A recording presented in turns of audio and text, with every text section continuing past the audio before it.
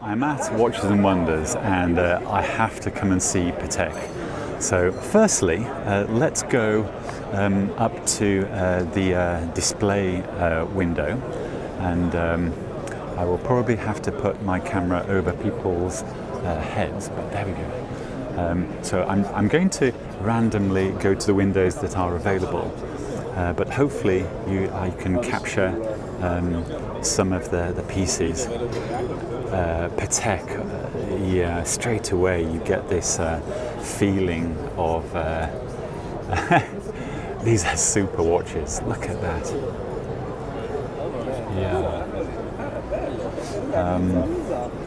And once again, it's the size of these booths. I mean, if I zoom out, this is a big building. And this is inside, of course, the exhibition centre, and I like very much the aesthetic here. Look at that! I'll get a photo of that actually. Yeah. So the multiple time zone pieces, I do like those myself, but I like the function. Often I want to know what time it is.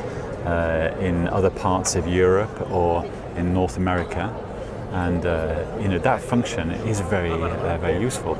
Actually, well, I've noticed that the colouring here, the lighting is very good. I'm able to film very well. So these are the annual calendars, and they are super. Look at that. If I zoom out, and what I may do is go to the next window, the Nautilus. Yeah, super. I love the chronographs, the Nautilus chronographs. They are very, very nice, especially the precious metal, the gold one there. That is lovely. There are other people here, so I'm going to stick my camera over people's heads. There we go. I'm doing it now because, sorry, I might not get chance, and I wanted to capture something. Of course, these are aquanauts. Very, very nice. Okay, let me go round to the front. I may have missed. Did I miss the chronographs? Okay, I'll shove my camera in now. I am a chronograph fan. I think I've mentioned that before. So these are going to appeal to me straight away. Oh, this one here is lovely. Let me get over there. The salmon dial. Look at that. Oh, that's very nice. That is very nice. Okay, let me find the entrance to this. High horology. I'm going to have to zoom in on these pieces.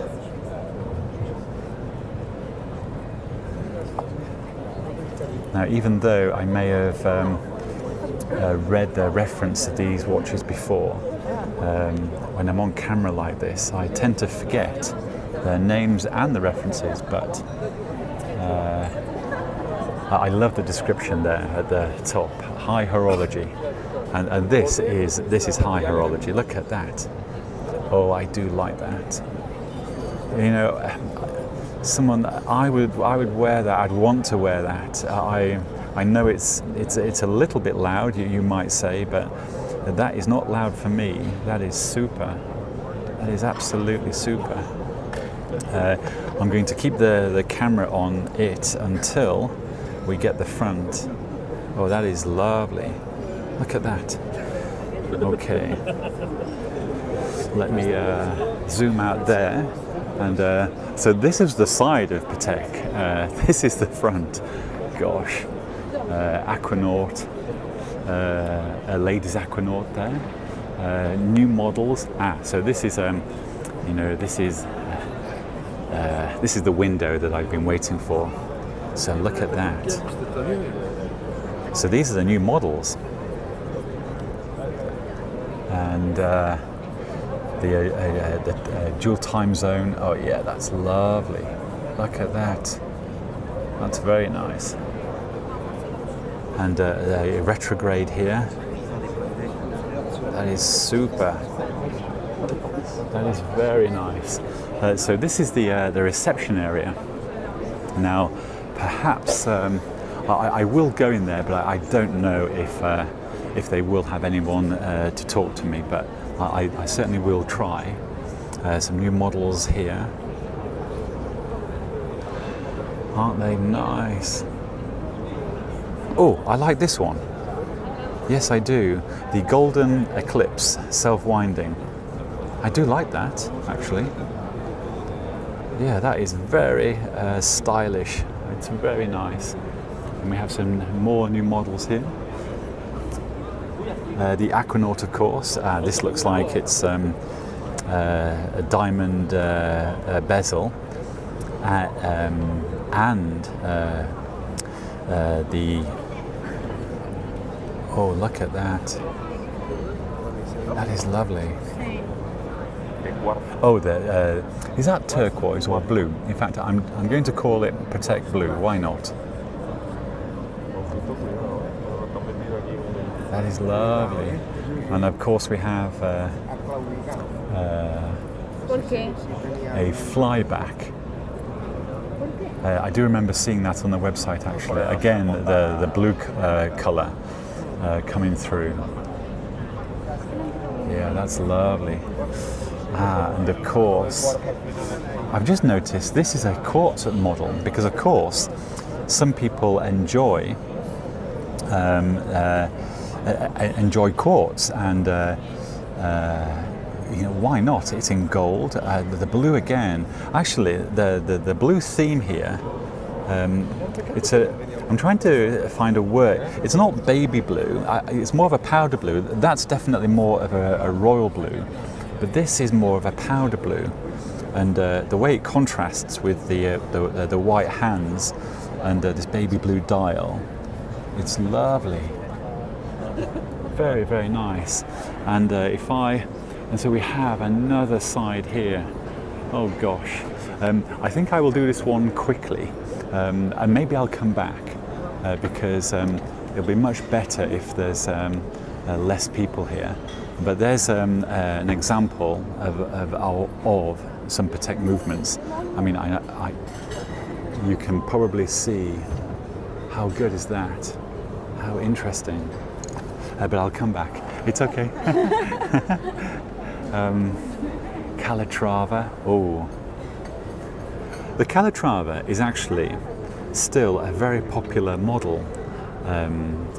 The amount of times I hear people talking about the Patek Calatrava, it's again the word classic comes to mind. These are very classic watches. Look at that.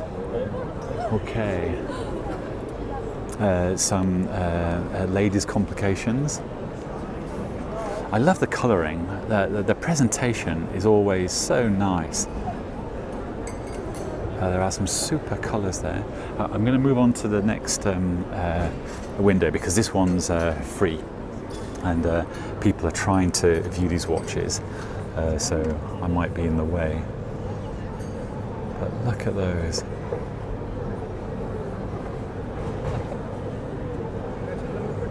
gosh, you often you forget just how many watches these brands have produced over the years, and the range can often be a lot more varied and ranging than you realise, which is nice for the customer, because you're able to have a good look at all the options available in case you actually find something that you prefer. But look at that, Nautilus ladies.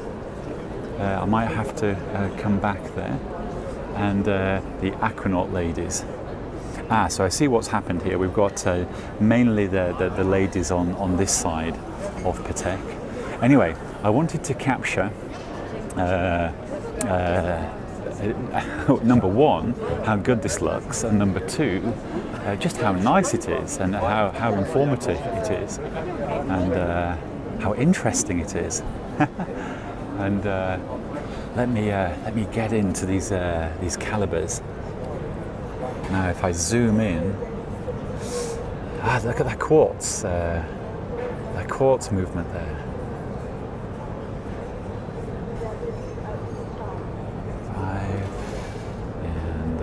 Why don't I go? Actually, I might have to do this again. But at least I can show you the wealth and the range of movement. Oh, look at the grand sonnery complication there. Yeah, I'm going to have to zoom into that. Gosh. Actually, this window really does require a bit of time spent. There's no way. This window deserves a video all by itself, and I may do that. So what I will do is I'll very quickly show you what's here. And as I walk along, is that following me? Anyway, look at that. Isn't that? No. It's operated by this. Yeah, this window deserves a video all by itself.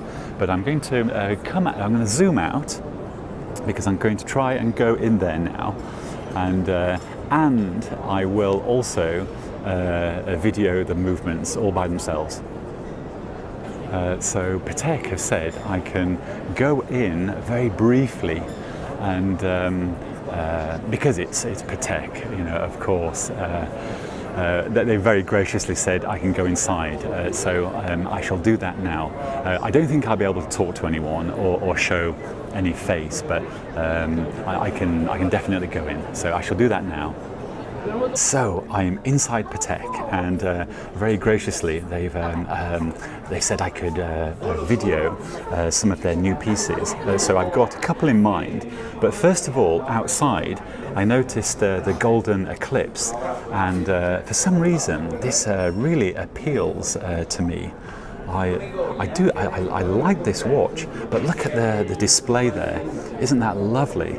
Now, because I can't film them all, I'm going to come over to one of the other pieces that I saw outside, and one of the baby blue Nautiluses, the dual time zone. And look at that. Isn't that lovely? And once again, the display is so pleasant. That's very, very nice. And what I will do is I'll flick the camera around. I really wanted to capture this display, and oh, look at that. Hopefully I've caught that on camera, but isn't that lovely? And again, I'm wanting to capture the look and feel of Patek in the booth. It's lovely. Once again, look at this. It's delightful. Anyway, this is Patek at Watches and Wonders. I was just about to leave, and of course I noticed the world time. Look at that. That is a super watch. Anyway, this is Watches and Wonders. I've got to do a video all by itself on Patek movements. Now, as you can see, what they've done here is it's a display in their window, but there's a navigation piece here. And very quickly you can see, I wonder if I can operate it, there we go. So you can manually operate it and highlight them. Oh, that is so, right, so as I'm adjusting this, the display lights up corresponding to what you have selected down here. Isn't that cool? So why don't I start at the very beginning, there we go. Why don't I start at the quartz movement at the top left? And if you notice the lights going along, that's because I've been pressing this button off camera. But okay, let's have a look. I love the fact that they've got a small quartz movement in the top left there, and on the movement, the bottom right part is the space for the battery. Obviously, it doesn't have a battery in, but being Patek, you can imagine the build quality so the column 1. All these are they all quartz? No. And number 4 and 5 are pocket watch movements. But you can see the build quality there. So 1, 2, and 3 are quartz. Wow. Some people love quartz, you know. They really do. And 4 and 5 are pocket watches. Then we have some manual winding movements. 6, 7, 8, and 9. Gosh, don't they look good? Then tourbillons. Let me zoom in there. So these are all tourbillon movements. Look at that. Isn't that cool? And then we have minute repeaters. Gosh. So these are the big guns. These are very complicated, very difficult to manufacture movements. So the engineering that goes into these things is remarkable. Micro rotor. I love micro rotors. I really do. Grand sonnery. Oh gosh, we just go higher and higher. The complicated nature of these movements really is something. The engineering feat in itself is something to really talk about. It's not easy making a movement with so much that is so complicated and has such a large feature set. It's why I believe that these things really are pieces of artwork today, engineering artwork. Not only is the watch artistically designed so fantastically, but the engineering in building the movement is something to really behold, really, because it's not easy. Imagine. And I believe all Patek movements are handmade. I'm sure that some of the parts, of course, will be machined, but it's all hand finished. These are the calendar movements, and I hope there we go. If micro rotor there, normal size rotor, a manual wind. Aren't these great? They are super. Now some self-winding movements. Are they self-winding movements? That looks like a micro rotor at the top, but of course you can self-wind as well.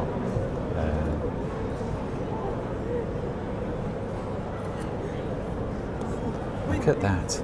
And the last advanced research. So imagine these are like McLaren and BMW building a new engine and testing it out. This is Patek's